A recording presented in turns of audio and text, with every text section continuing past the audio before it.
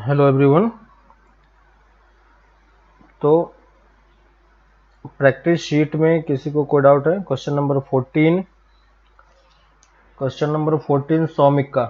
इसके अलावा और किसी को कोई डाउट? ठीक है। शाहनूर, दो फंक्शन में ट्रिगोनोमेट्री को कैसे करेंगे? अभी वो करते हैं, जैसे क्वेश्चन नंबर 15 टाइप का बोल रहे हो ना, वो अभी हम लोग करेंगे, तो बता दूंगा मैं कैसे करना है। ठीक है। उसके अलावा और किसी क्वेश्चन में, क्वेश्चन नंबर 14 के अलावा क्वेश्चन नंबर 14 देखो क्या बोल रहा है। तो क्वेश्चन नंबर 14 में आपके पास है, देखो, और किसी क्वेश्चन में डाउट है किसी को? तब तक मैं क्वेश्चन नंबर 14 कर रहा हूं, बाकी आप लोग देखो। tan theta equal to sine alpha minus cos alpha divided by sine alpha plus cos alpha. ठीक है। हिंट में आपको दिया हुआ, हिंट से कुछ पता नहीं चला? सौमिक, हिंट में कुछ दिया हुआ, उससे कुछ पता नहीं चला? ठीक है। देखो ये मेथड याद रखना, ठीक ना, क्योंकि ऐसा आपका बहुत सारा क्वेश्चन आएगा जहां पे हमें बार बार इसी टाइप का फॉर्मेट खुद से क्रिएट करना होगा। ठीक ना। तो ये चीज ध्यान रखना। ऊपर में देखो, जब भी आपके पास साइन माइनस कॉस और साइन प्लस कॉस का इस टाइप का रेशियो हो, तो आपको करना क्या है कि सिंपली ऊपर नीचे कॉस से डिवाइड करना है। ठीक है। तो अगर इस वाले फंक्शन में मैं ऊपर नीचे कॉस एल्फा से डिवाइड कर दूं, कर सकते हैं? तो देखो tan थीटा किसके इक्वल हो जाएगा? tan थीटा किसके इक्वल हो जाएगा? tan एल्फा माइनस 1 अपॉन, यहां पे देखो 1 प्लस tan एल्फा दिख रहा है, tan alpha minus 1 upon 1 plus tan alpha. और देखो इस 1 को मैं क्या लिख सकता हूं? tan किसकी वैल्यू 1 होती है? tan पाई बाई 4 का, है ना। तो देखो tan alpha minus tan pi by 4 लिख पाएंगे इसको क्या? डिवाइडेड बाई 1 प्लस, यहां पे देखो 1 से मल्टीप्लाइड भी है, समझ सकते हैं इसको, 1 से मल्टीप्लाइड है, तो उसको मैं यहां पे क्या लिखूंगा? tan pi by 4 into tan alpha. यहां तक किसी को कोई डाउट है? देखो मैंने क्या क्या चेंजेज किया। ठीक है। पहले मैंने cos से ऊपर नीचे डिवाइड किया, tan में कन्वर्ट किया, और जहां जहां 1 था, है ना, 1 के जगह पे मैंने tan पाई बाई 4 यूज कर लिया। ठीक है। इससे फायदा क्या हुआ? देखो कि ये आपका क्या बन गया? फॉर्मूला बन गया। किसका फॉर्मूला बन गया? tan a माइनस बी का। ठीक है। तो देखो tan थीटा को मैं क्या लिख सकता हूं? tan of alpha minus pi by 4। समझ में आ रहा है क्या? इसको मैं क्या लिख सकता हूं? tan theta equal to tan alpha minus pi by 4। ठीक है।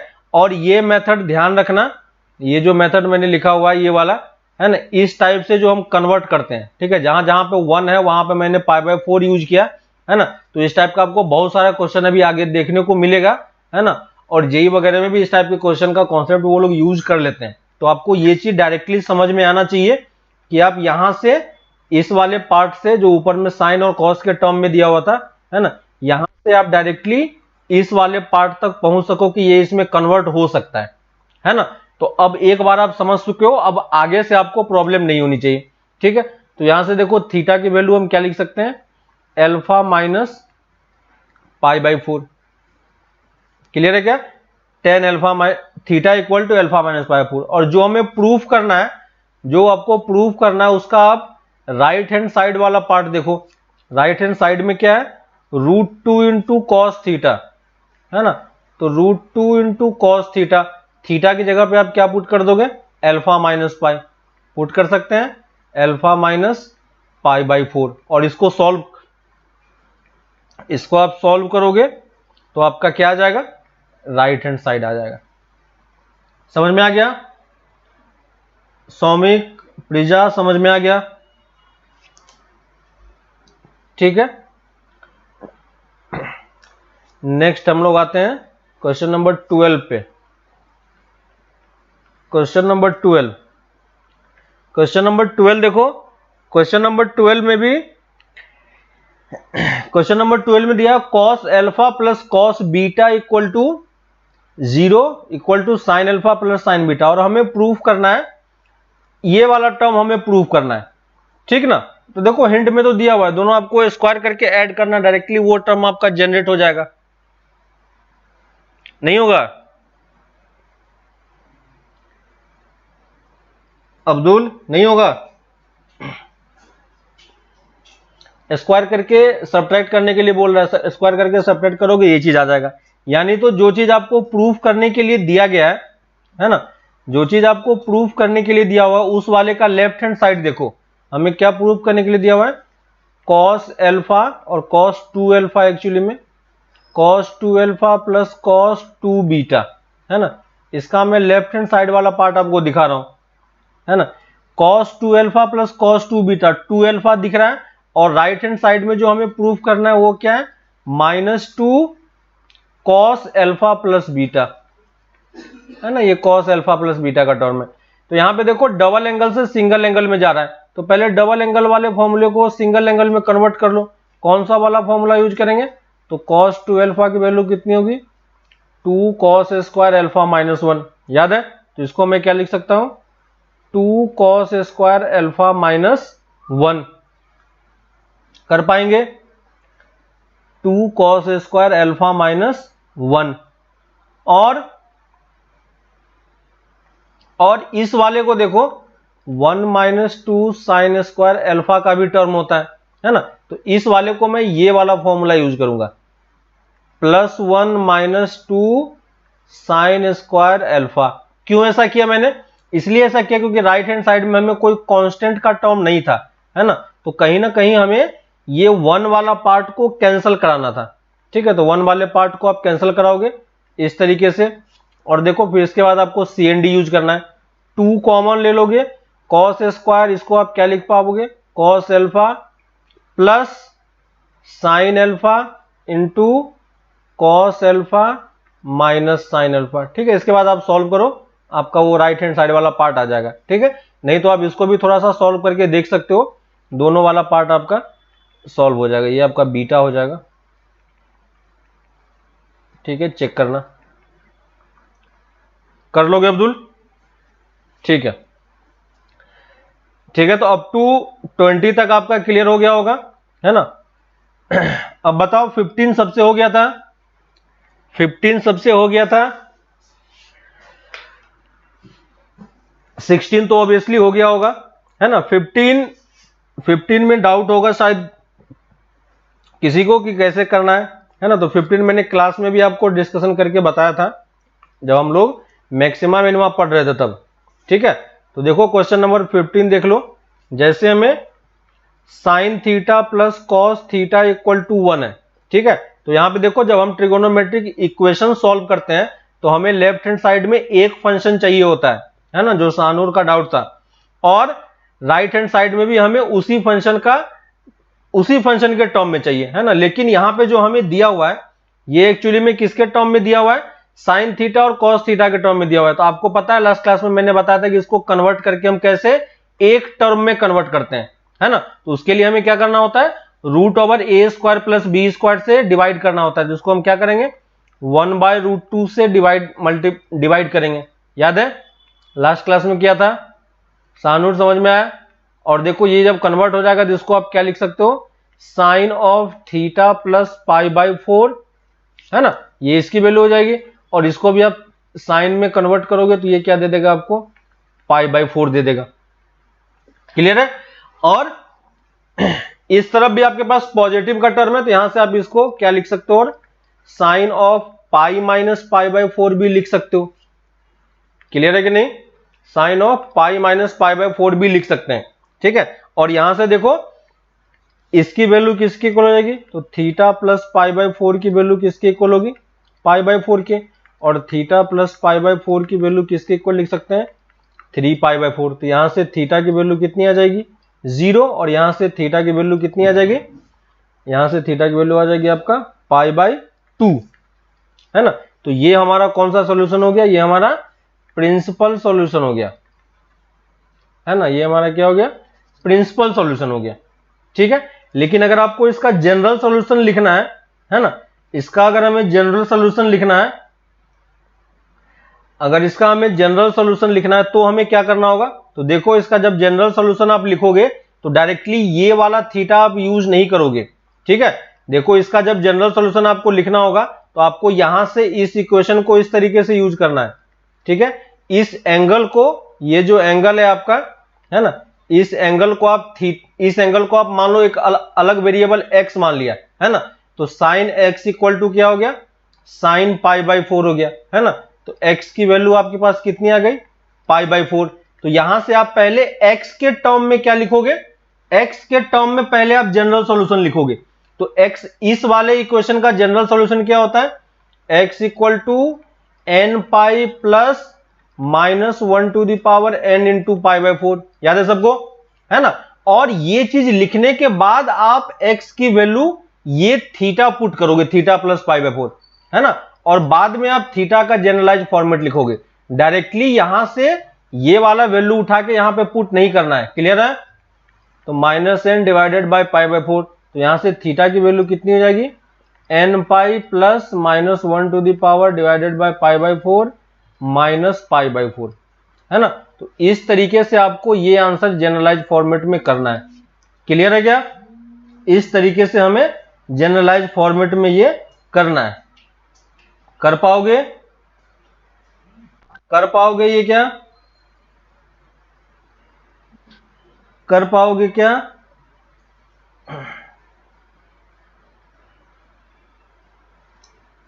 समझ में आ गया कि क्या करना है ना। तो इस तरीके से हमें जनरलाइज फॉर्मेट आंसर करना होता है, डायरेक्टली हम आंसर इसमें नहीं करते हैं, ठीक है।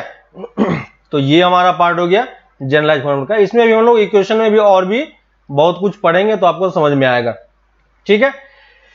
तो बाकी आपने क्वेश्चन नंबर 17, 18, 19 कर लिया होगा आई होप, है ना। बाकी सारा उसी फॉर्मेट का है ना। ट्राई करो, और आज भी हम लोग कुछ और इक्वेशन का देखेंगे कि कैसे सॉल्व होता है, तो आपको और बेटर क्लियर होगा, ठीक है। तो देखो कि जो हमारे पास ट्रिगोनोमेट्रिक सॉल्यूशन था, है ना। ट्रिगोनोमेट्रिक सॉल्यूशन में हमने जनरलाइज फॉर्मेट में कुछ कुछ सॉल्यूशन लिखे थे, है ना। तो वो चीज एक बार मैं लिख देता हूं आपको। देखो, जैसे हमने लास्ट क्लास में सॉल्यूशन देखा था, है ना,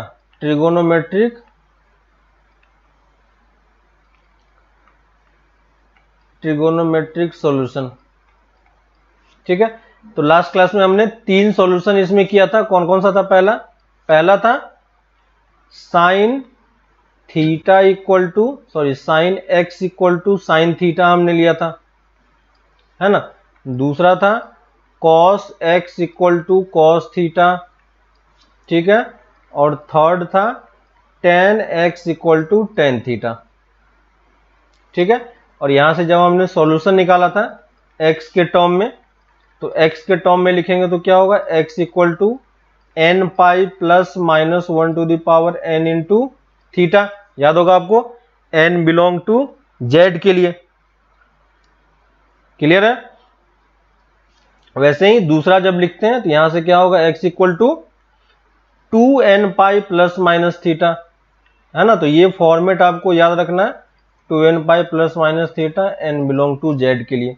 और यहां से लिखेंगे तो क्या होगा, x equal to n pi plus theta n belong to z के लिए, है ना। तो लास्ट क्लास में हमने ये तीनों चीजें देखा था, और इसका प्रूफ आपको देखने के लिए बोला था, क्योंकि हम उस टाइप का प्रूफ को यूज करके क्वेश्चन सॉल्व करेंगे, ठीक है। इसी में इसको आप फिर से लिख लो, और इसी में 3 और हम ऐड कर लेते हैं, है ना। मान लो कि हमारे पास इस टाइप का अगर आपके पास कभी इक्वेशन आ जाता है, sine square x equal to sine square theta, ठीक है। फिफ्थ में cos square x equal to cos square theta, और सिक्स्थ में tan square x equal to tan square theta, ठीक है। तो मान लो आपके पास ये इस टाइप का इक्वेशन अगर कभी आपके पास आ जाता है, मोस्ट जनरल वैल्यूज मतलब जनरल सॉल्यूशन ही लिखना होता है अब्दुल, ठीक है। तो देखो कि यहां पे अगर यहां पे आपको कभी इस टाइप का इक्वेशन लिखने को मिलता है, तो आपको समझ में आ रहा है कि डायरेक्टली आप आंसर नहीं लिखोगे इस फॉर्मेट में, है ना। क्योंकि यहां पे देखो पावर 1 है, तो पहले आपको या तो क्या करना होगा, इसको सॉल्व करने के लिए आपको क्या करना होगा, इसको सॉल्व करने के लिए पहले आप इसको लेफ्ट हैंड साइड में लेके आओगे, और sign square x minus sine square theta इस टाइप से होगा, है ना। तो देखो इसको मैं थोड़ा सा सिंप्लीफाई करके यहां पे बता देता हूं, sine square x minus sine square theta equal to 0 format में सॉल्व करोगे, है ना। और यहां से आपके पास क्या आएगा, दो सॉल्यूशन आएगा, sine x plus sine theta, sine x minus sine theta equal to 0, है ना। और यहां से आप दोनों इक्वेशन को अलग अलग सॉल्व करके दो सॉल्यूशन निकालोगे और फिर उन दोनों को क्या करना होगा, हमें कंबाइन करना होगा, ठीक है। लेकिन यहां पे डायरेक्टली आप इस तरीके से भी कंबाइन करके लिखोगे तो भी वहां से भी सेम ही चीज आता है ना। तो अगर आपको ये फॉर्मेट याद रहता है तो आप अपना क्वेश्चन जल्दी सॉल्व कर पाओगे, है ना। तो कभी इस टाइप का क्वेश्चन आता है आपके पास तो इसका सॉल्यूशन आप डायरेक्टली क्या लिख सकते हो, n pi plus minus theta, ठीक है। क्या होगा, n pi plus minus theta. और यहां पे तीनों के लिए आपका सेम टाइप का आंसर का फॉर्मेट होता है, ठीक है। बाकी आप क्वेश्चन सॉल्व करोगे तो आपका इसी फॉर्मेट का आंसर मिलता है। और एन बिलोंग टू क्या होता है, तीनों में जेड ही होता है ना। तो अगर कभी स्क्वायर में दोनों तरफ स्क्वायर हो, है ना, तो आपको यह ध्यान रखना है कि इस तरीके से आप डायरेक्टली आंसर लिख सकते हो, वरना बाकी सॉल्व करने का तरीका आपके पास सही है ना। तो अलग अलग तरीके से हम इसको सॉल्व करके लिख सकते हैं, ठीक है। तो ये भी आप ध्यान रखना, अगर ध्यान है तो आपका क्वेश्चन थोड़ा सा जल्दी सॉल्व हो जाता है और कोई ज्यादा प्रॉब्लम नहीं है, ठीक है। कुछ इंपॉर्टेंट चीजें हम लिख लेते हैं जो कि ऑलरेडी उसी वाले फॉर्मेट से आता है ना। सम इंपॉर्टेंट, है ना, सम इंपॉर्टेंट डिडक्शन।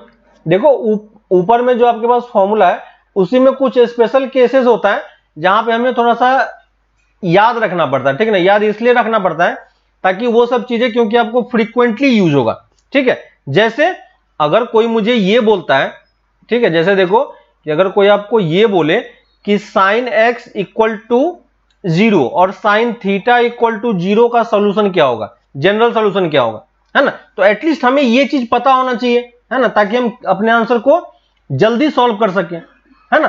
तो इसमें हमें थोड़ा सा ये ध्यान रखना है कि इसको हम जल्दी आंसर कर पाएंगे, क्योंकि हमें इसके लिए जनरल सॉल्यूशन लिख के फिर सॉल्व करने की जरूरत उतना नहीं है, ठीक है। तो इसका एक प्रिंसिपल सॉल्यूशन क्या हो जाएगा, 0 हो जाएगा।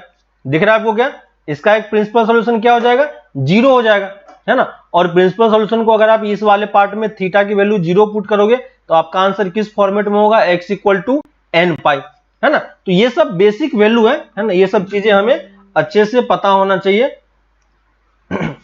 ये चीज हमें देखना है, ठीक है। तो देखो यहां से आप डायरेक्टली आंसर निकालोगे तो थीटा की वैल्यू आप क्या लिख पाओगे, n pi, n belong to z, ठीक है ना। तो यहां पे आपको थोड़ा सा ये ध्यान रखना है कि इसका आंसर आप जल्दी से निकाल पाओ, ठीक है। तो आप ये ध्यान रखना, ठीक ना। तो देखो इसके बाद मान लो कि अगर आपके पास दूसरा कोई क्वेश्चन है, जैसे कॉस थीटा इक्वल टू या साइन थीटा इक्वल टू 1 हो गया, है ना। अगर साइन थीटा इक्वल टू 1 हो गया तो यहां से आप थीटा की वैल्यू तो डायरेक्टली निकाल पाओगे। थीटा की वैल्यू आप क्या लिख सकते हो, 4n plus 1 into pi by 2। Check करके बताना मुझे कि ये आंसर आ रहा है कि नहीं, ठीक है। ऊपर वाले आंसर में आप पुट करोगे तो यही आंसर आएगा, ठीक है। तो ये 1 वाला पार्ट उतना ज्यादा यूज नहीं होता है, लेकिन आप ध्यान दोगे तो आपको क्वेश्चन करने में, है ना, ये चीज याद रहेगा। शॉर्ट फॉर्म नहीं है, फॉर्म वही है, ठीक है। देखो जो फॉर्मूला हमारे पास ऊपर में है ना, ये इसी का जनरलाइज फॉर्मेट ही है ना। लेकिन इसी जनरलाइज फॉर्मेट में जो जो पर्टिकुलर कुछ कुछ स्पेशल वैल्यूज हैं, है ना। जनरली हम sine theta equal to half solve करते हैं, √3/2 सॉल्व करते हैं, तो हम उसको याद नहीं रखते हैं। लेकिन क्योंकि 0 वाला एक स्पेशल पॉइंट होता है, क्योंकि ये एक्स एक्सिस को कहां कहां पे कट कर रहा है, ये आपको बहुत जगह पे यूज पड़ेगा क्वेश्चन में, है ना। साइन थीटा कहां पे 1 होता है, ये चीजें हमें कभी जगह पे यूज होता है ना। तो इसलिए बस आप इसको देख लो, याद करने की जरूरत नहीं है, आप उस टाइम पे भी क्वेश्चन को सॉल्व कर पाओगे। लेकिन फिर भी हम इसको नोट करके लिख ले रहे हैं कि तभी, ताकि आपको किसी पॉइंट पे याद रह पाए तो अच्छी बात है ना। वैसे ही साइन थीटा इक्वल टू -1 भी अगर आप सॉल्व करोगे तो यहां से थीटा का जनरल फॉर्मेट क्या लिख सकते हो, 4n - 1 into pi by 2, n belong to z। ठीक है, तो आप खुद से ये सब चीज का सॉल्यूशन आप खुद से निकालने का ट्राई करना और देखना कि ये चीजें आता है कि नहीं। ठीक है, तो ये मैं डायरेक्टली लिख रहा हूं क्योंकि ये सब पॉइंट आपका मैक्सिमम टाइम पे यूज होता है, और ये सब कौन सा पॉइंट है, पीक वाला पॉइंट है ना। कहीं पे जीरो हो रहा है साइन, कहीं पे ऊपर में सबसे पीक पे जा रहा है, तो इसलिए कुछ स्पेशल पॉइंट्स को हम लोग थोड़ा सा मार्क करके लिख रहे हैं। और ऐसा कुछ भी नहीं है कि हमें इसको याद ही रखना है, ठीक है, लेकिन एटलीस्ट ये जीरो वाला पॉइंट आप ध्यान रखना, है ना, क्योंकि मैक्सिमम टाइम पे हमें जीरो वाले पॉइंट्स का जरूरत पड़ता है, तो हम एटलीस्ट उसका आंसर तो जल्दी से लिख पाए, है ना। तो इसका आंसर क्या होगा, odd multiple of pi by 2, है ना। लास्ट क्लास में मैंने आपको ये चीज करवा के लिखा था, है ना। तो कॉस थीटा इक्वल टू अगर जीरो होता है तो odd multiple of pi by 2 आप आंसर कर सकते हो। कॉस थीटा इक्वल टू अगर 1 देखोगे तो थीटा की वैल्यू क्या हो जाएगी, थीटा की वैल्यू 1 कहां पे होता है, जीरो पे, है ना। और जीरो के लिए आंसर आपका कितना हो जाएगा, 2n pi, n belong to z। ठीक है, ठीक है, लास्ट में n बिलोंग टू z लिखना जरूरी है, नहीं लिखोगे तो फिर आपका मार्क्स कट होगा और उसका मतलब फिर कुछ और भी हो सकता है। ठीक है, अगर cos थीटा इक्वल टू -1 आपको चेक करना है तो -1 आपको कहां पे मिलेगा, 2n प्लस 1 इंटू पाई। ठीक है, n बिलोंग टू z के लिए। ठीक है, वैसे ही tan x की वैल्यू जीरो कहां पे होती है ये भी आप देख सकते हो। tan theta equal to zero आपको कहां पे मिलेगा, जहां पे sin थीटा आपका जीरो होगा, और sin थीटा जीरो कहां पे होता है, n पाई पे, तो tan थीटा भी वहीं पे जीरो होगा, है कि नहीं। तो ये सब कुछ बेसिक चीजें हैं जो आप ऑलरेडी कैलकुलेट कर चुके हो, है ना, और कैसे इस टाइप का सॉल्यूशन निकलता है वो भी आप देख चुके हो अच्छे से, है कि नहीं। तो ये सब चीजें आप थोड़ा सा ध्यान रखना, बाकी ये सब चीज का प्रूफ आप ऑलरेडी कर सकते हो, इसमें कोई प्रॉब्लम आपको नहीं होगी। ठीक है, तो यहां तक हमारा आपका पार्ट कंप्लीट हो गया, है ना। जो आपका सॉल्यूशन है ट्रिगोनोमेट्रिक इक्वेशन का कैसे निकालते हैं उस वाले पार्ट में आपका क्वेश्चन सॉल्व हो जाएगा यहां तक। ठीक है, अब हम कुछ कुछ टाइप्स ले लेते हैं ताकि आपको पता चल जाए कि किस किस टाइप के क्वेश्चन हमारे पास आ सकते हैं। ठीक है, तो मैं कुछ कुछ टाइप्स आपको लिख के बता देता हूं ताकि आपको ध्यान रहे, है ना, और उस टाइप के क्वेश्चन में क्या यूज करना, ये सब एक्चुअली में मेथड होता है ना। तो आप जब क्वेश्चन सॉल्व करोगे तो देखो कि इसमें से कौन सा मेथड यहां पे हमारे पास यूज हो सकता है। ठीक है, तो टाइप्स ऑफ ट्रिगोनोमेट्रिक इक्वेशन। ठीक है, फर्स्ट वाले में देखो, फर्स्ट वाला टाइप देखते हैं। फर्स्ट टाइप में क्या होता है कि जो आपका ट्रिगोनोमेट्रिक इक्वेशन रहता है, जो जिसको आप कैसे सॉल्व कर सकते हो, फैक्टराइजेशन मेथड से सॉल्व किया जा सकता है उस टाइप के क्वेश्चन को। ठीक है, अगर आप, तो ये एक्चुअली में एक मेथड हमारे पास क्या हो गया, फैक्टराइजेशन एक मेथड हो गया, है ना। तो जब आप क्वेश्चन सॉल्व करने के लिए बैठोगे तो आप देखो कि क्या इसमें फैक्टराइजेशन यूज हो सकता है कि नहीं हो सकता है। ठीक है, तो फर्स्ट टाइप है ना, trigonometric equation which can be solved using factorisation. ठीक है, तो अब फैक्टराइजेशन एक मेथड हमारे पास यहां पे आया है ना। तो ये फैक्टराइजेशन मेथड हमें ध्यान रखना है ना, कि कैसे किस क्वेश्चन में फैक्टराइजेशन यूज होगा, कैसे यूज होगा, है ना। तो मैं कुछ एग्जांपल लेके आपको सॉल्व करके दिखा देता हूं कि कैसे इक्वेशन सॉल्व करना होता है। ठीक है, जैसे मान लो हमारे पास कुछ इक्वेशन है, ठीक है, मैं एक एग्जांपल ले लेता हूं, आप बताना कि ये आंसर, ये क्वेश्चन आपको समझ में आ रहा है कि नहीं। मान लो मेरे पास क्वेश्चन है 2 sin x, ठीक है, 2 sin x minus cos x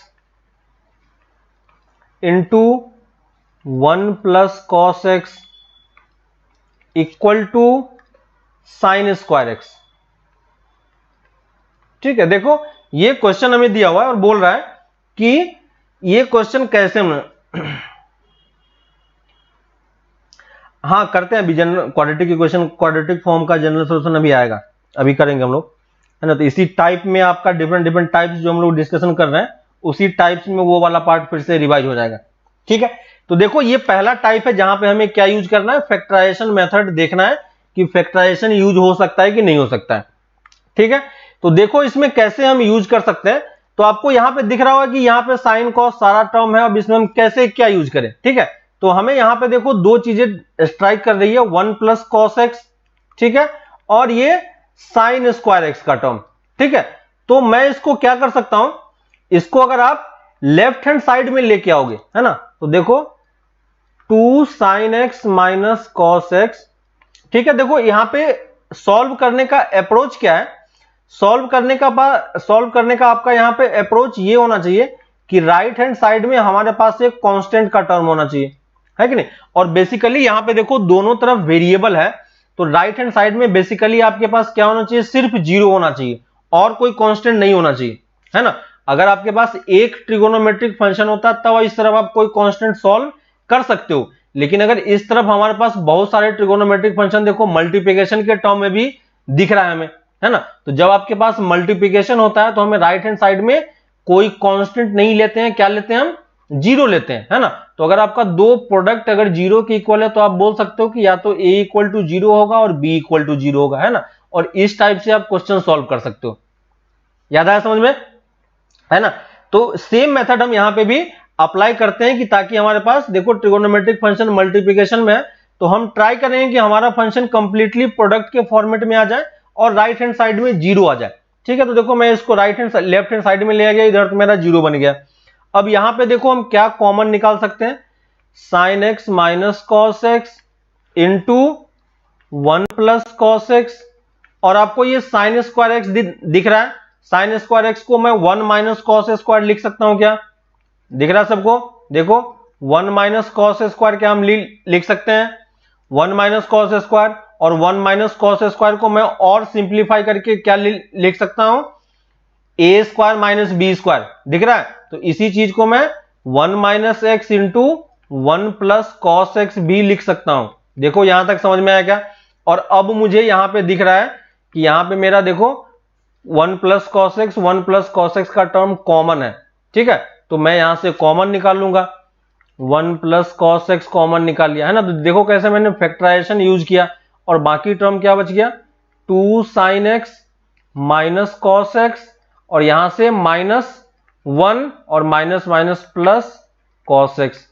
देखो दिख रहा सबको क्या, यहां तक किसी को कोई डाउट है कि कैसे मैंने किया, है ना। और यहां से देखो इस वाले पार्ट में आपका ये कॉस एक्स का टर्म भी कैंसिल हो गया, ठीक है। तो आपके पास बचा क्या, नीचे में आपके पास बच रहा है 1 plus cos x into 2 sine x minus 1 equal to 0। और देखो यहां पे हमारे पास नाइस फॉर्म में दो प्रोडक्ट का टर्म आ गया और राइट हैंड साइड में 0 आ गया, है ना। तो दो टर्म का प्रोडक्ट अगर 0 हो रहा है तो इसका मतलब सिर्फ क्या पॉसिबिलिटी हो सकती है कि दोनों में से कोई एक 0 हो रहा हो, है कि नहीं। तो यहां से हम क्या बोल सकते हैं, 1 प्लस, यहां से आप क्या बोल सकते हो, 1 plus cos x equal to 0, है कि नहीं। तो 1 plus cos x equal to 0 और 2 sine x minus 1 equal to 0। Clear है ना। यहां पे देखो और का सिंबल है, और समझ में आ रहा है, या तो ये 0 होगा या ये 0 होगा। और यहां पे जब इसको सॉल्व करोगे तो ये कितना होगा, cos x इक्वल टू -1, और यहां से कितना हो जाएगा, sin x equal to 1/2। Clear है सबको, है ना, sin x इक्वल टू 1/2। और आपको अब इन दोनों का तो सॉल्यूशन निकालना आता है कि नहीं। ये तो हमने ऑलरेडी पहले सॉल्व किया हुआ है ना। यहां से आपको करना क्या है कि इसका जनरल सॉल्यूशन लिखना है ना, और इसका जनरल सॉल्यूशन लिखना है, और बीच में जो आपको और लगा हुआ है, और का मतलब क्या हो गया, यूनियन। तो जब आप फाइनल आंसर लिखोगे तो क्या किस फॉर्मेट में लिखोगे, यूनियन के फॉर्मेट में लिखोगे, है ना। तो मैं इसका जनरल आंसर लिख रहा हूं, देखो पहले वाले का जनरल आंसर आप क्या लिख पाओगे, अगर आप इसका जनरल सॉल्यूशन लिखने का ट्राई करो, x cos x equal to -1 को हम क्या लिख सकते हैं, जस्ट देखो ऊपर अभी हमने लिखा था, x को मैं क्या लिख सकता हूं, 2n + 1 इंटू पाई, चेक करके देखो n बिलोंग टू z। और इस वाले का आप x क्या लिख पाओगे, है ना, इस वाले का तो आपको सॉल्व करना आता है, क्या लिख पाएंगे, n pi plus -1 to the power n into π/6, n belong to z, है कि नहीं। फाइनल जब आप आंसर लिखोगे, है ना, तो सॉल्यूशन क्या होगा आपका, है ना, और फाइनल आंसर आपका क्या होगा, final answer x equal to 2n + 1 into pi, है ना, n belong to z, union, है ना, क्योंकि यहाँ पे और लगा हुआ है तो हमें क्या लगाना पड़ेगा, यूनियन लगाना पड़ेगा, है ना। यूनियन क्या हो जाएगा, n pi plus minus 1 to the power n pi by 6 n belong to z, है ना। तो ये हमारा फाइनल आंसर आ गया। तो कैसे हमने सॉल्व किया आपको समझ में आ गया, है ना। बस फैक्टराइजेशन हमें दिखा, है ना, तो आपको फैक्टराइजेशन अगर आपको दिख जाए, है ना, अगर फैक्टराइजेशन आपको दिख जाए तो आप ये कर सकते हो, ठीक है। तो ये एक मेथड है, फैक्टराइजेशन एक मेथड है। तो ये ऐसा नहीं है कि आपको हर एक क्वेश्चन में फैक्टराइजेशन ही यूज करना है, ठीक है, लेकिन आपको देखना है कि किस क्वेश्चन में फैक्टराइजेशन यूज हो सकता है ना। तो कभी आपको दिख जाए कि ये मेथड हम यहाँ पे अप्लाई किया जा सकता है, इस तरीके से हम क्वेश्चन कर सकते हैं, तो आप क्या कर सकते हो, यहाँ पे फैक्टराइजेशन यूज कर पाओगे। समझ में आ गया, है ना। तो कैसे यूज करना है, क्लियर है सबको, है ना। तो फैक्टराइजेशन यूज करने का तरीका ये है कि अगर आपको दिख जाए तो आप कर लो, नहीं दिखे तो कुछ और मेथड हम सोचेंगे, है ना। तो और दूसरा चीज हमें यहाँ पे ये ध्यान देना है कि आपको जो भी इक्वेशन सॉल्व करना है, राइट हैंड साइड में 0 होना चाहिए और लेफ्ट हैंड साइड में आपका जो भी प्रोडक्ट का टर्म है उस वाला फॉर्मेट हमारे पास होना चाहिए, ठीक है। तो फर्स्ट मेथड आपको समझ में आएगा। फर्स्ट टाइप का क्वेश्चन ऐसा हो सकता है जहां पे आपको फैक्टराइजेशन यूज करने की जरूरत पड़ सकती है, ठीक है। तो आप देखना कि कैसे क्वेश्चन सॉल्व करना पड़ता है, ठीक है। दूसरा वाला, दूसरा टाइप लिखो, सेकेंड टाइप लिखो जो सुब्रजीत का डाउट था। We have to put the value, कौन सा वैल्यू पुट करना है सुब्रजीत, कौन सा वैल्यू पुट करना है बताओ। दूसरा टाइप देखो, trigonometric equation, trigonometric equation which can be solved, which can be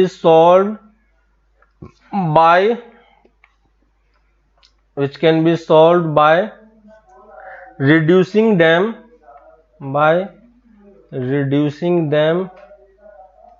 into quadratic equation, ठीक है। तो कभी कभी आपका ट्रिगोनोमेट्रिक इक्वेशन को आप क्वाड्रेटिक इक्वेशन में भी कन्वर्ट करके अपना आंसर निकाल सकते हो, ठीक है। और क्वाड्रेटिक इक्वेशन में कन्वर्ट करना है तो आपको समझ में आ रहा है कि हमें क्या करना होगा, साइन स्क्वायर एक्स का टर्म, इसका टर्म हमें पता होना चाहिए। अरे तो जनरल सॉल्यूशन कैसे लिखते हैं, ऐसे ही तो लिखते हैं। Sine x equal to pi by 6 होता है, सूरजीत देखो sine x equal to half होता है, तो इसका जनरल सॉल्यूशन कैसे लिखते हो, तो पहले आप पर्टिकुलर सॉल्यूशन निकालते हो। तो मैंने एक सॉल्यूशन निकाल लिया पाई बाय 6 और फिर मैंने जनरल सॉल्यूशन में बस पाई बाय 6 पुट कर दिया, तो मैंने डायरेक्टली आंसर लिखा है। तो वैल्यू नहीं लिखोगे तो फिर आंसर कैसे लिखोगे, क्लियर है, समझ में आया क्या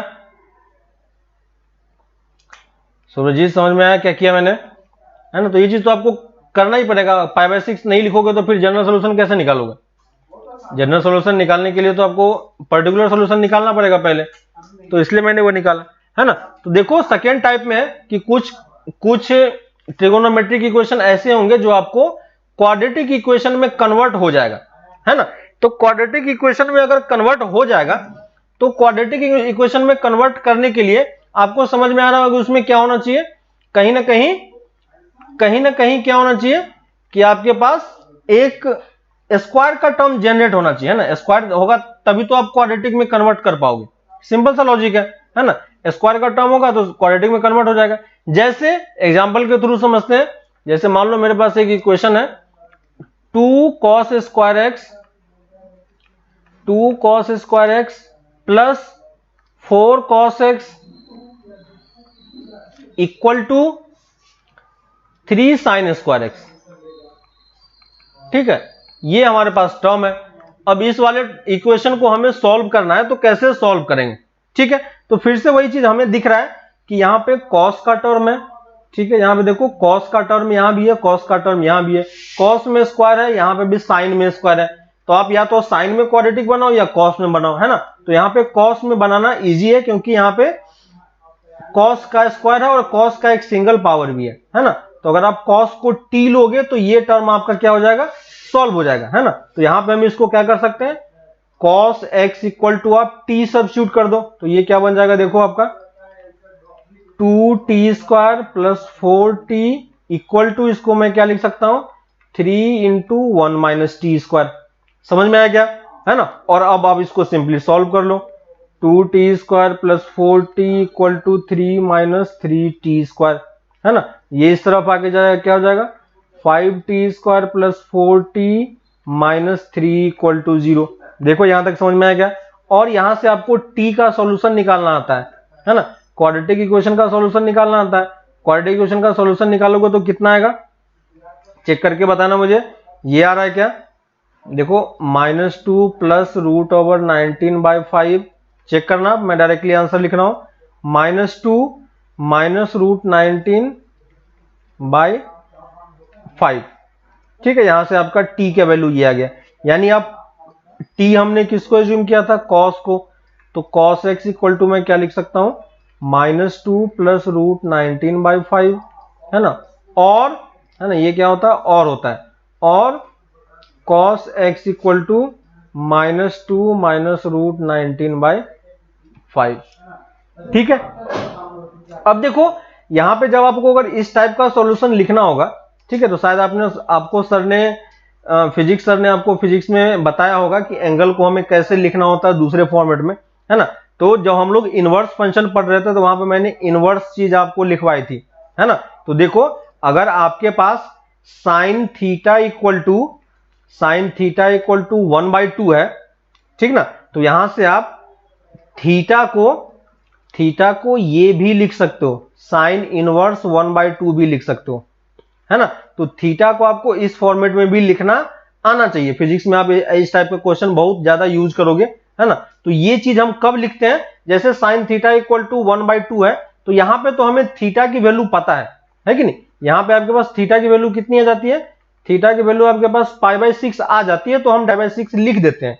लेकिन मान लो कि कभी आपको किसी ने साइन थीटा इक्वल टू 1/5 दे दिया, तो 1/5 भी तो थीटा की किसी न किसी वैल्यू के लिए होगा ही, है ना। लेकिन क्या हम उस थीटा की वैल्यू निकाल पाएंगे क्या, उस थीटा की वैल्यू हम मैन्युअली कैलकुलेट नहीं कर सकते, है ना।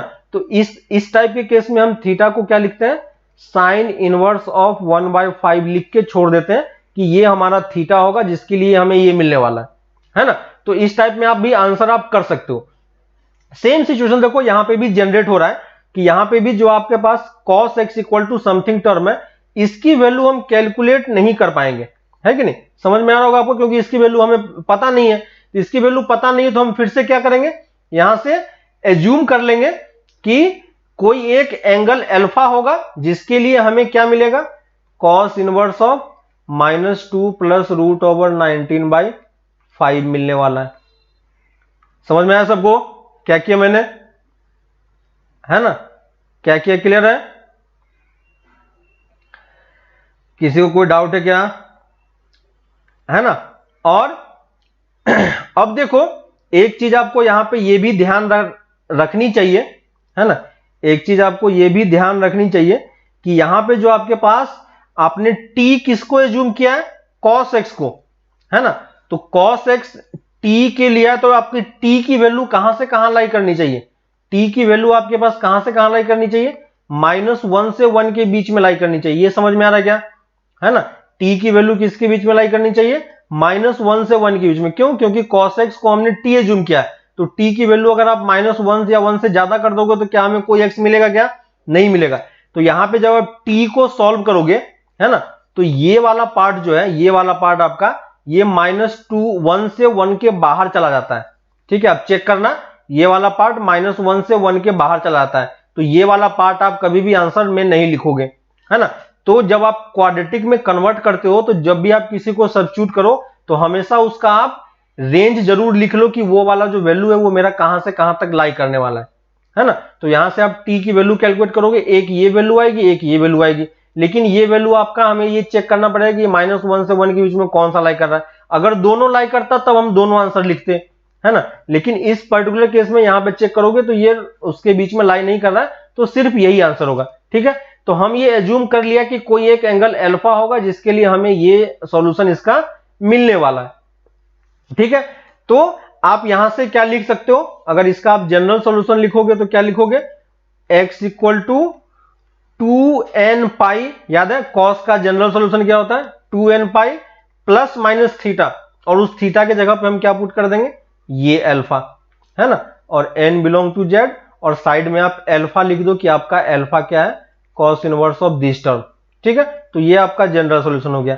हमने यहां पे इस तरीके से क्यों लिखा, क्योंकि हम यहां पे अल्फा की वैल्यू डायरेक्टली कैलकुलेट नहीं कर पाएंगे, है ना, वो निकालना थोड़ा सा डिफिकल्ट है, इसलिए हम इसको अल्फा मान के आप कहीं भी इस तरीके से लिख सकते हो, है ना। और फिजिक्स में जब आप करोगे, है ना, फिजिक्स में जब आप करोगे तो फिजिक्स में आपको इस टाइप का बहुत सारा क्वेश्चन देखने को मिलेगा जहां पे आप एंगल को इनवर्स के टर्म में लिख के छोड़ देते हो। ठीक है, क्योंकि फिजिक्स में जब कैलकुलेट करते हो तो जरूरी नहीं कि हर बार आपको एग्जैक्ट एंगल 30, 45, 60 इसी फॉर्मेट का मिले, कुछ भी मिल सकता है ना। तो जब आप एंगल कैलकुलेट नहीं कर पाओगे तो उसको हम क्या करेंगे इनवर्स के फॉर्मेट में हम इसको डाल के छोड़ देंगे। ठीक है, रेंज, यहां पे रेंज निकालना नहीं आता है, कॉस का रेंज कहां से कहां तक होता है -1 से 1 तक होता है ना। तो cos x का जो रेंज होगा वही t का भी रेंज होगा, है ना। तो हमने अपने इक्वेशन को किस में कन्वर्ट किया, t में कन्वर्ट किया। तो यहां से जो सॉल्यूशन निकल के आएगा हमें यह ध्यान रखना है कि ये t का सॉल्यूशन इसी रीजन में लाई करना चाहिए, क्योंकि हमने cos x को t के इक्वल एज्यूम किया है ना। तो यहां से आप इस तरीके से सॉल्व करके और उसके बाद एलिमिनेट करना है, तो ये वाला पार्ट आपका हट जाएगा। समझ में आ गया सुब्रजीत, है ना।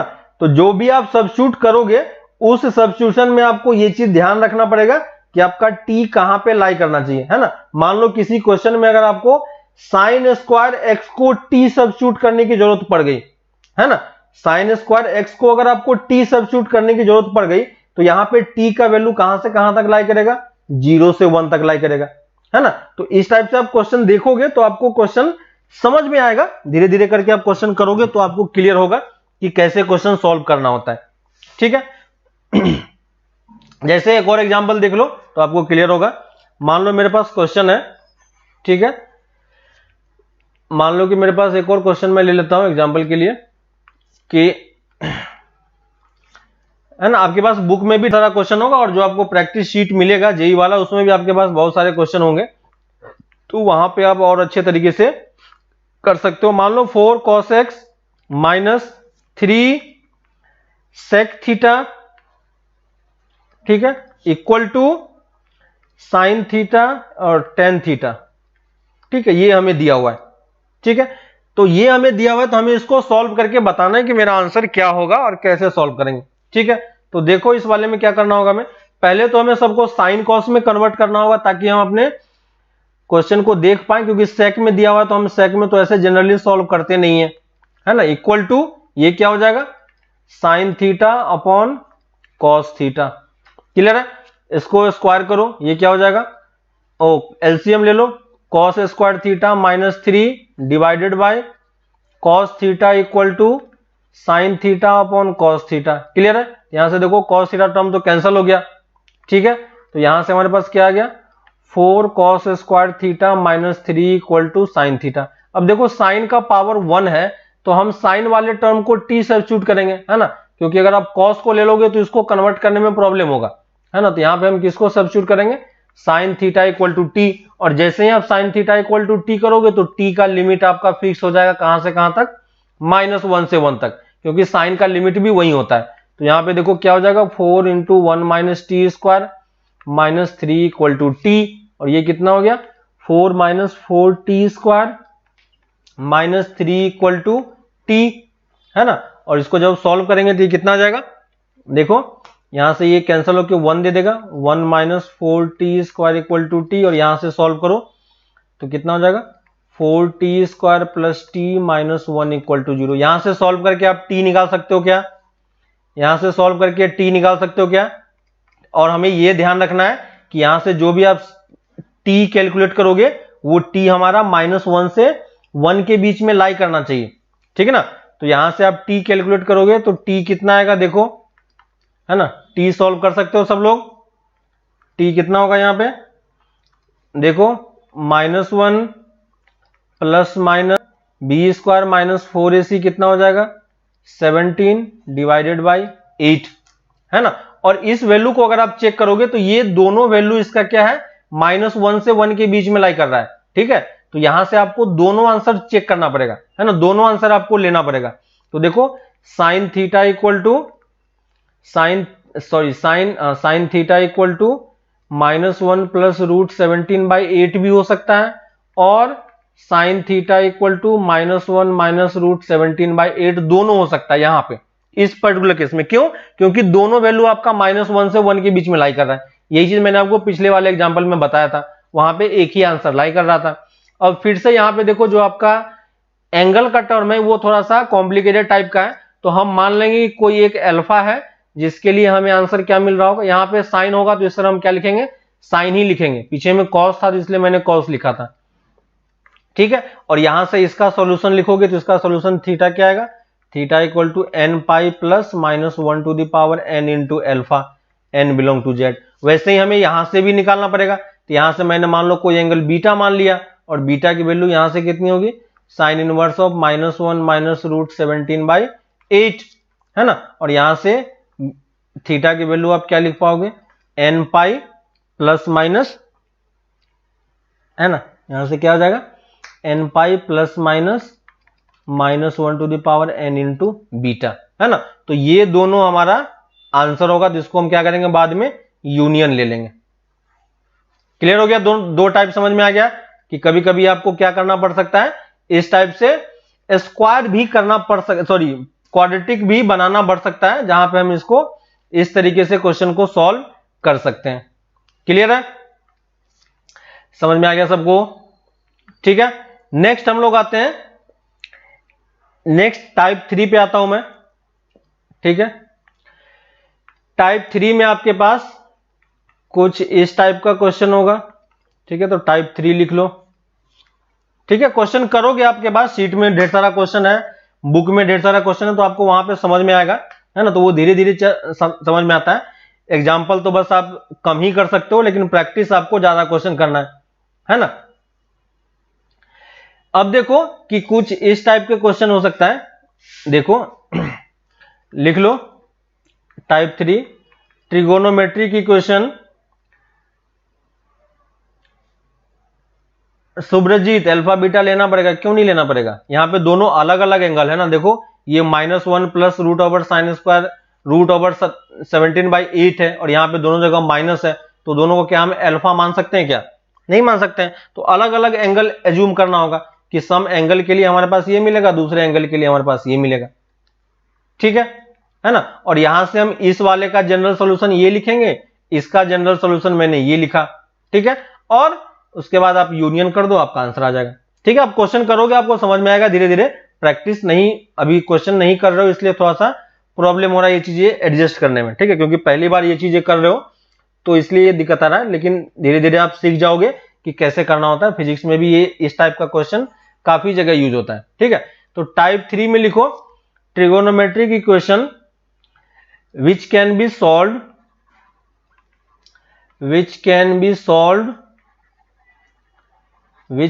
solved, थर्ड टाइप लिख लो trigonometric which can be solved by transforming a sum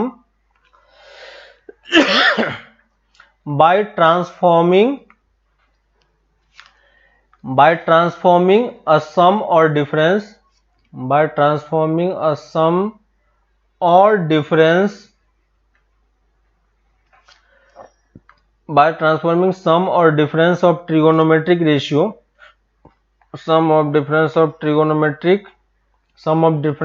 trigonometry into their product, है ना, into their product, है ना। तो सम और डिफरेंस को प्रोडक्ट में हम कैसे यूज करते हैं, तो एक्चुअली में यहां पे क्या यूज होता है, CND फॉर्मूला यूज होता है, याद है ना। सम और डिफरेंस को हम प्रोडक्ट में इसी वाले फॉर्मूले से ब्रेक कर सकते हैं। तो कभी कभी आपको CND वाला फॉर्मूला यूज करने की जरूरत पड़ेगी, है ना। जैसे आपका क्वेश्चन एनसीईआरटी बुक में जो है, एनसीईआरटी बुक में क्वेश्चन नंबर 1 से जो आपका लास्ट वाला पार्ट था, है ना, जो आपको ये दिया गया था एक्सरसाइज 3.4 में जो आपका क्वेश्चन नंबर 5, 6, 7 है ना, इन सब में आपका यही चीज लगने वाला है, ठीक है। क्वेश्चन नंबर 8 में आपका क्वाड्रेटिक वाला पार्ट आ जाएगा, 5, 6, 7, 8 5, 6, 7 और 9 में आपका यही CND वाला फॉर्मूला यूज होने वाला है। ठीक है, तो एक क्वेश्चन मैं कर देता हूं आपको, तो आपको थोड़ा सा समझ में आ जाएगा कि मुझे कैसे इसको अप्रोच करना है। ठीक है, तो देखो कि अगर मेरे पास मान लो क्वेश्चन कुछ इस टाइप का है, cos 3x है ना, cos 3x plus sin 2x minus sin 4x।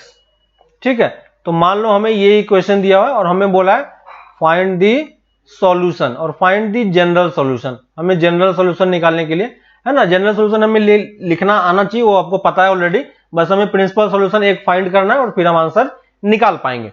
ठीक है, तो अब हम आते हैं इस इक्वेशन को सॉल्व करने के लिए। यहां पे आपको दिख रहा है कि ट्रिगोनोमेट्रिक फंक्शन किसके फॉर्मेट में है, देखो प्लस माइनस के फॉर्मेट में, और राइट हैंड साइड में तो जीरो है ही।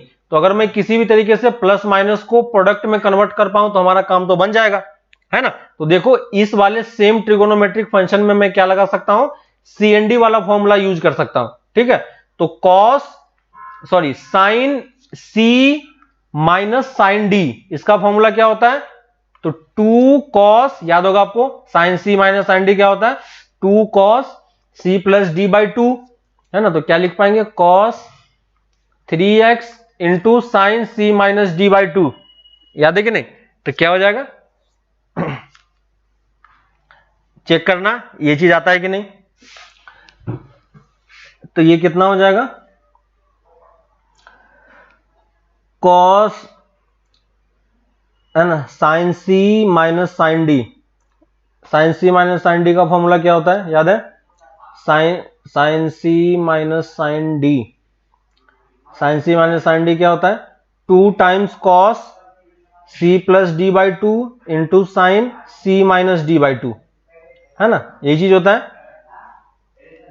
है ना, 2 times cos C plus D/2 into sine C minus D/2।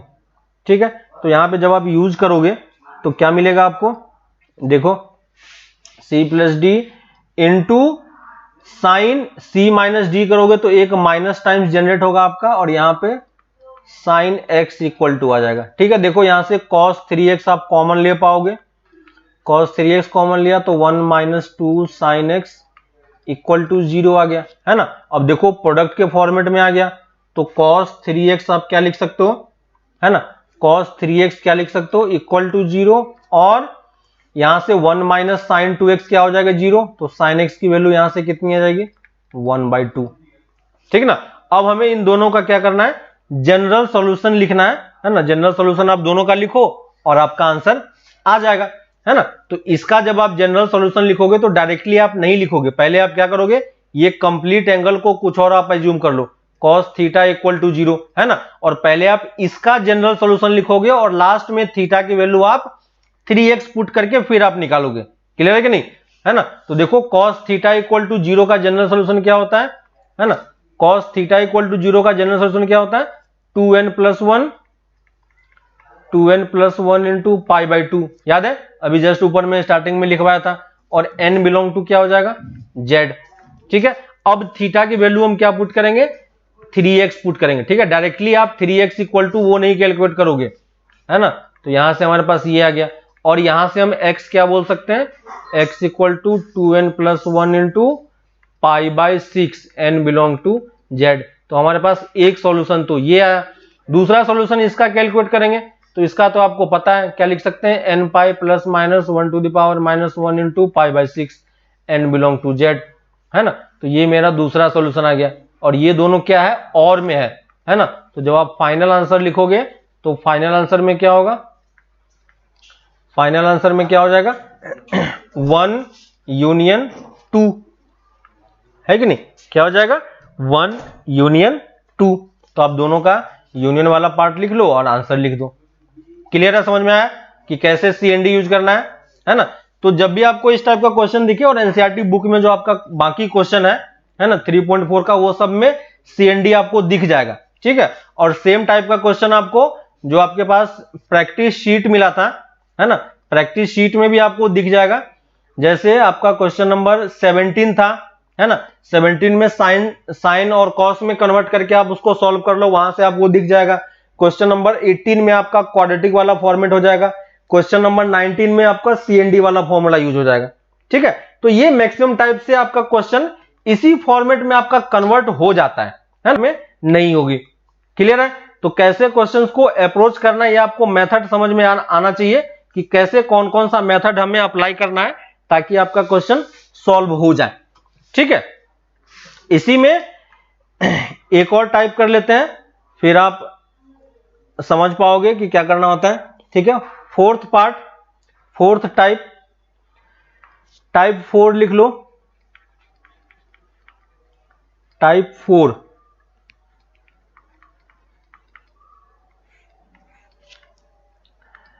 Type 4 लिखो।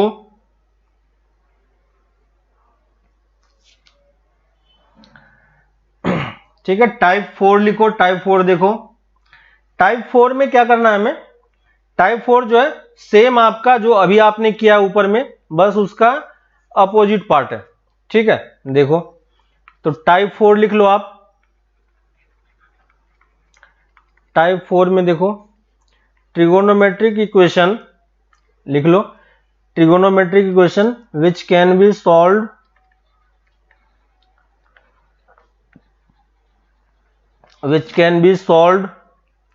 by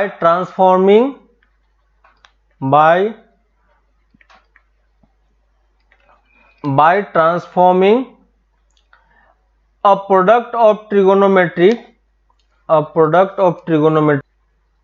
and a product of trigonometric function into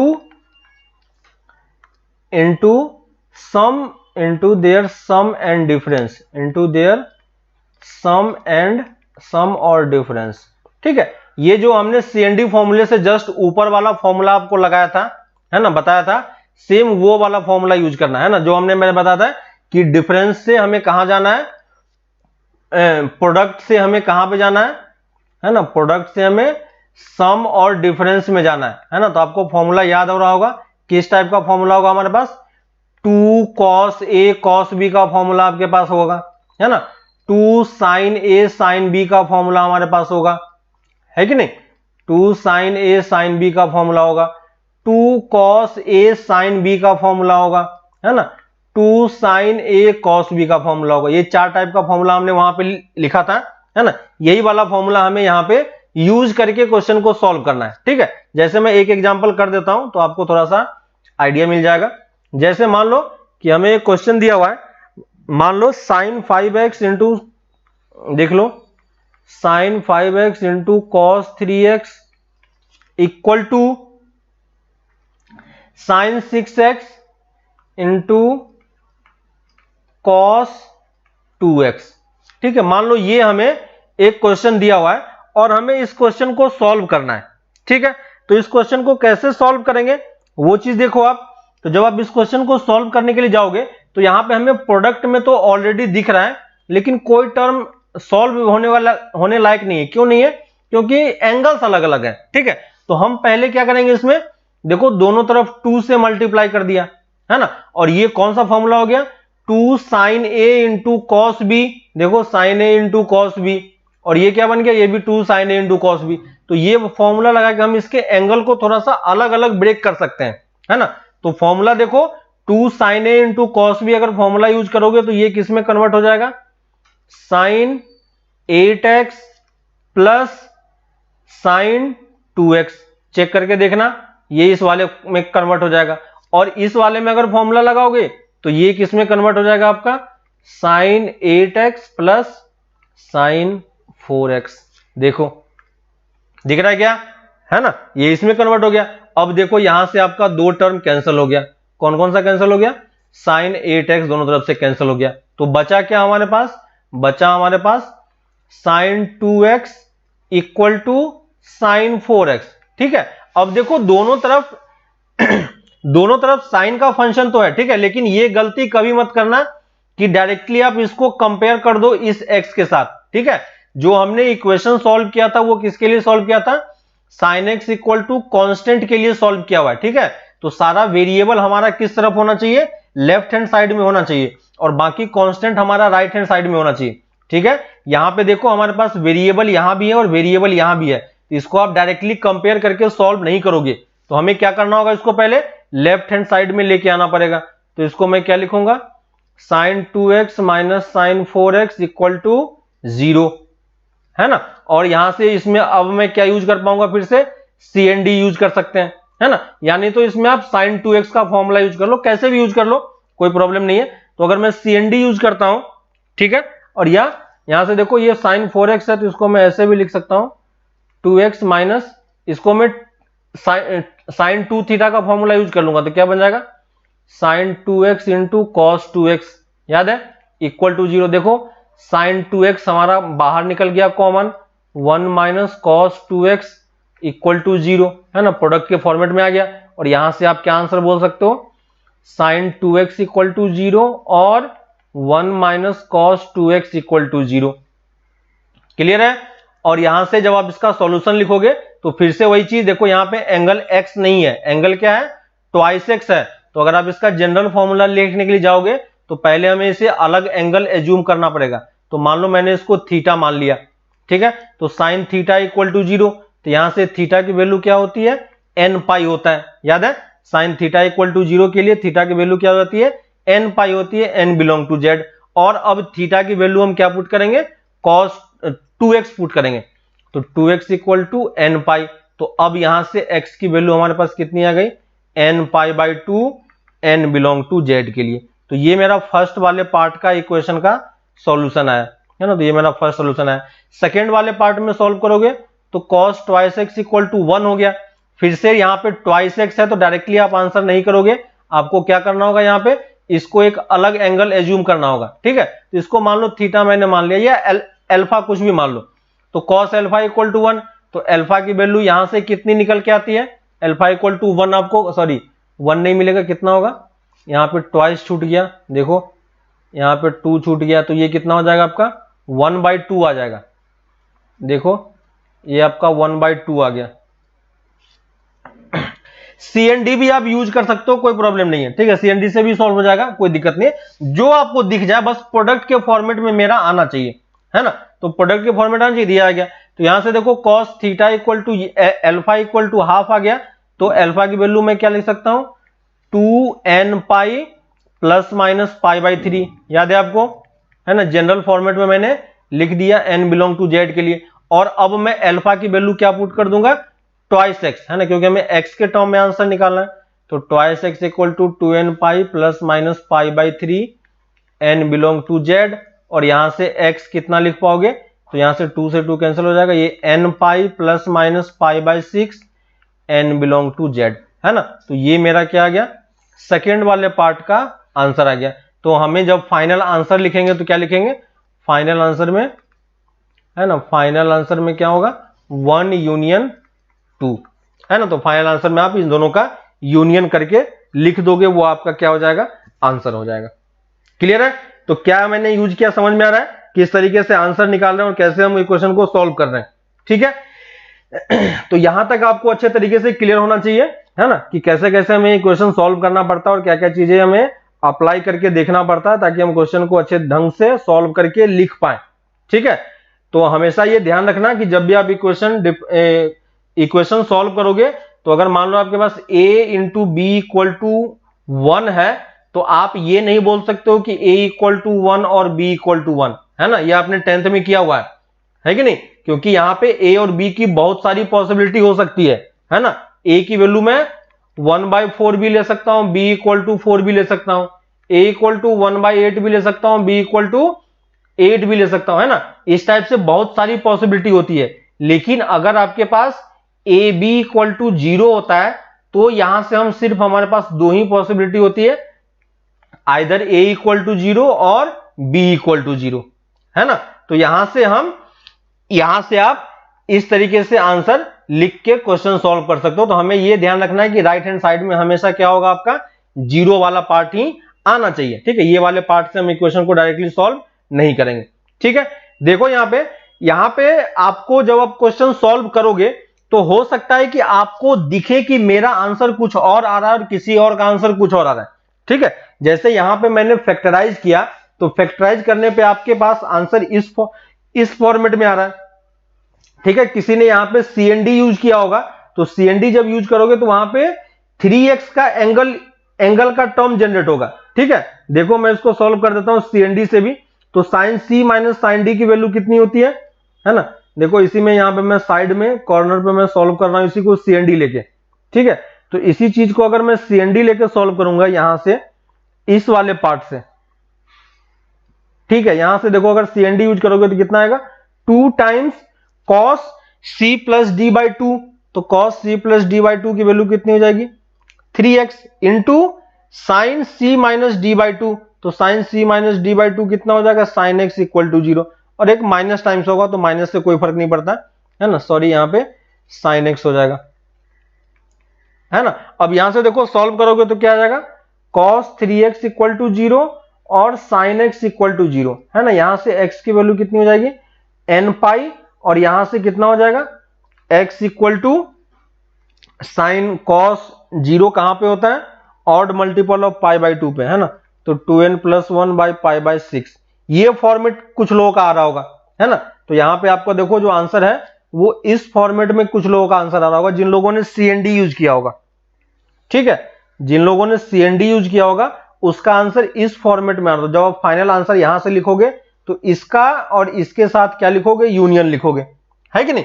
तो आपको ये लग रहा होगा कि यहां से जो मैंने आंसर लिखा है ये वाला आंसर और ये वाला आंसर मेरा डिफरेंट है ना। इस दोनों का जो यूनियन किया ये वाला दोनों का, और ये दोनों का आंसर मैंने यूज किया वो दोनों, है ना। तो ये आपको बस देखने में, है ना, ये आपको बस देखने में क्या होगा डिफरेंट लगेगा, है कि नहीं।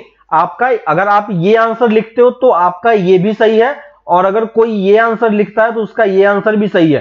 ठीक है, दोनों में गलती कहीं नहीं है, लेकिन जो रिप्रेजेंटेशन है बस रिप्रेजेंटेशन यहां पे डिफरेंट आपको दिखाई दे रहा है कि नहीं। यहां पे जो रिप्रेजेंटेशन है यहां पे 2n प्लस 1 पाई बाई 6 के फॉर्मेट में है ना। यहां पे देखो इस फॉर्मेट में अगर आपको चेक करना है कि ये दोनों आंसर सेम है या नहीं है तो आप क्या करो, है ना, आप क्या करोगे कि आप n की डिफरेंट वैल्यू पुट करके यहां पे सॉल्यूशन आप लिखते जाओ। ठीक है, इस वाले इक्वेशन के आप सारे सॉल्यूशन लिखोगे और इस वाले इक्वेशन के आप सारे सॉल्यूशन लिखोगे तो आप देखोगे कि दोनों इक्वेशन का सॉल्यूशन आपका सेम है एक्चुअली में, है कि नहीं। दोनों का इक्वेशन का सॉल्यूशन सेम है, लेकिन अगर आप ये सोचोगे कि n बिलोंग टू z यहां पे भी है ना, और n बिलोंग टू z यहां पे भी है, तो सेम n की वैल्यू के लिए आपको अलग अलग आंसर मिल सकता है। ठीक है, लेकिन जो टोटल आंसर आप देखोगे टोटल आंसर में कहीं ना कहीं दोनों का आंसर आपका दिख रहा होगा। ठीक है, जैसे मैं आपको कुछ आंसर निकाल के दिखा देता हूं। जैसे मान लो कि अगर आप इस वाले इक्वेशन को देखोगे तो यहां पे अगर आपका सॉल्यूशन होगा तो वो किस फॉर्मेट का होगा, n की वैल्यू आप पॉजिटिव नेगेटिव में कुछ भी पुट करोगे। मान लो मैंने पहले 0 पुट कर दिया, ठीक है, तो 0 पुट करोगे तो कितना मिलेगा आपको 0 मिलेगा। तो एक सॉल्यूशन तो हमारा 0 भी होना चाहिए। दूसरा सॉल्यूशन n की वैल्यू 1 पुट कर दिया तो पाई बाई 2 मिलेगा, है ना। n की वैल्यू 2 पुट कर दिया तो पाई मिलेगा, n की वैल्यू 3 पुट कर दिया तो 3 पाई बाई 2 मिलेगा, है ना, 2 पाई। और इस टाइप से आपके पास बहुत सारे नंबर मिलेंगे। तो ये यहां से आया, यूनियन करना है तो हमें इसका भी आंसर लेना पड़ेगा। तो n की वैल्यू 0 पुट कर दोगे तो आपके पास पाई बाई 6 का एक टर्म मिलेगा, है ना। n की वैल्यू 1 पुट कर दोगे, पॉजिटिव नेगेटिव दोनों अगर लेके चलो, है ना, तो ये प्लस माइनस में दोनों में आएगा। अगर आप प्लस माइनस में n इक्वल टू 1 लेते हो तो ये क्या देगा पाई माइनस 6 बाई 5 बाई 6, ये कितना हो जाएगा, एक आपको 5 पाई बाई 6 मिलेगा, और जब प्लस साइन लोगे तो 7 पाई बाई 6 मिलेगा, है कि नहीं। n की वैल्यू 2 लोगे तो 2 पे आपको अलग आंसर मिलेगा, है ना। इस टाइप से आपके पास बहुत सारे आंसर मिलेंगे, दिख रहा है। अब देखो मैं इसी वाले में यहां पे आपका इसके अकॉर्डिंग मैं सॉल्यूशन आपका लिख रहा हूं। तो इसके अकॉर्डिंग अगर आप सॉल्यूशन लिखोगे तो यहां पे देखो n की वैल्यू 0 पुट करोगे तो 0 मिलेगा, 1 पुट करोगे तो पाई मिलेगा, 2 पाई मिलेगा, 3 पाई मिलेगा, इस टाइप से आपको टर्म मिलेगा, है ना।